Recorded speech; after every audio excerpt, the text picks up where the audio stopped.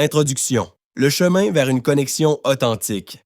Dans le vaste et parfois déroutant monde des rencontres et des relations, nombreux sont ceux qui se sentent perdus. On nous bombarde d'images idéalisées de l'amour, de listes de qualités à rechercher et de red flags à éviter. Pourtant, malgré cette avalanche d'informations, le sentiment de solitude persiste et la quête de la connexion profonde semble de plus en plus ardue. Pourquoi? Parce que trop souvent, nous nous arrêtons à la surface. Nous nous concentrons sur les apparences, les situations sociales ou les hobbies qui semblent cool, sans jamais vraiment sonder ce qui anime l'âme de l'autre et, plus important encore, la nôtre.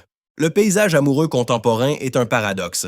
Les applications de rencontres nous offrent un accès sans précédent à des millions de profils, créant l'illusion d'un choix infini.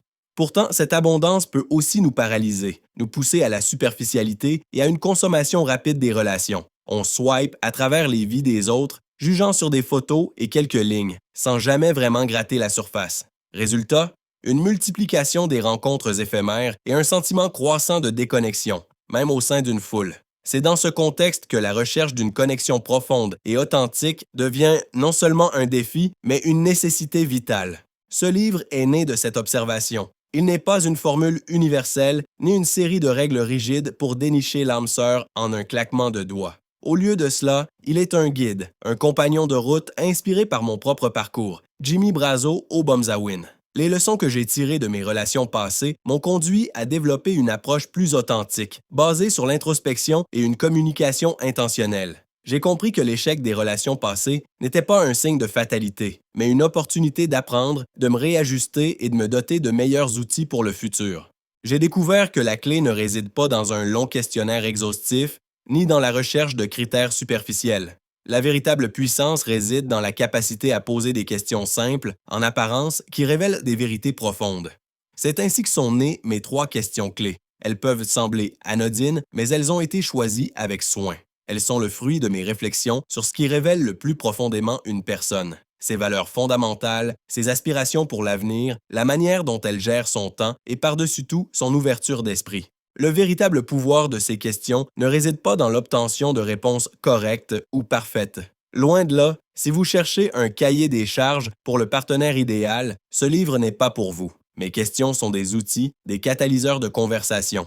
Leur magie opère dans la manière dont la personne y répond, avec curiosité ou indifférence, avec enthousiasme ou fermeture, avec authenticité ou superficialité. C'est cette interaction, cette volonté de s'engager, qui vous permettra de découvrir si l'autre est réellement prêt à partager, à comprendre et à évoluer avec vous dans une relation sincère et durable. Mais attention, avant de vous lancer dans cette quête de l'autre, une étape cruciale s'impose, l'introspection. C'est un point que je ne saurais trop souligner. Comment espérer comprendre le monde intérieur de quelqu'un d'autre si vous n'avez pas d'abord exploré le vôtre? Vos propres réponses à ces 3 questions et aux réflexions qu'elles génèrent sont le miroir de votre âme.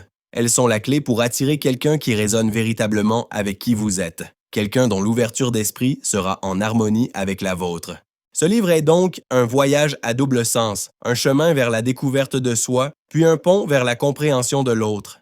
Il vous invite à explorer en profondeur les 3 questions que je propose, à les faire vôtres, à les expérimenter. Mais il vous encourage également à créer les vôtres si elles correspondent mieux à ce que vous cherchez et à votre personnalité.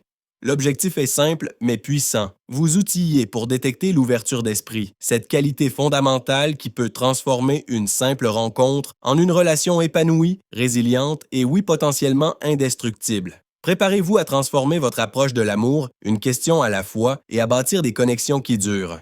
Première partie, l'introspection. Réponds d'abord à toi-même.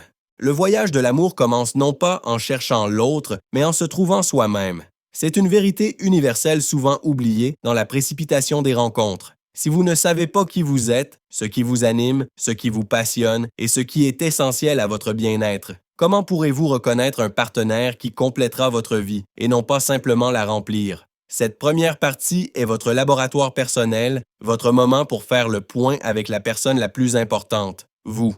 Prenez le temps, dans le calme et l'honnêteté, de répondre à mes 3 questions. Non pas pour trouver des bonnes réponses idéales, mais pour découvrir les vôtres, les réponses authentiques qui reflètent votre vérité. Ces réponses sont le fondement inébranlable sur lequel vous construirez des relations qui non seulement vous ressemblent profondément, mais qui vous permettront également de grandir, d'évoluer et de vous épanouir pleinement. Chaque exercice est une opportunité de mieux vous cerner. Question 1.